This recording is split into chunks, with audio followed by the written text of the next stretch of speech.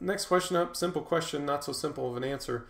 This one says, how much more can sumo pullers normally lift using blocks 2 inches off the floor versus just regular off the floor? That is impossible to say. I don't have even an average number to give you. It just varies so much from lifter to lifter, and it depends a lot on style and weaknesses.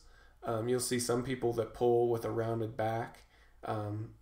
If they kind of cheat the technique a little bit, they'll pull a lot more from blocks. But then people who pull with a flat back from the floor, they may not. It may not be a huge amount different for them. It just really depends on your technique in the classic deadlift, and then what technique are you employing for the block pulls.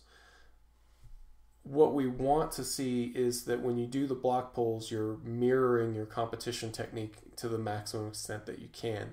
That will either make block pulls an overload exercise, in which case you're pulling a lot more than you would pull from the floor, which is fine. I mean, that's the point of it in that case. Or you're going to pull less than you would pull from the floor, in which case it's a weakness correction exercise, which is also fine. That's what we want in that case. So it really depends on your style, and it more or less takes care of itself. So just as long as you're following the rep and RPE prescription, it shouldn't be a big deal. And the rest of it's going to auto-regulate on its own.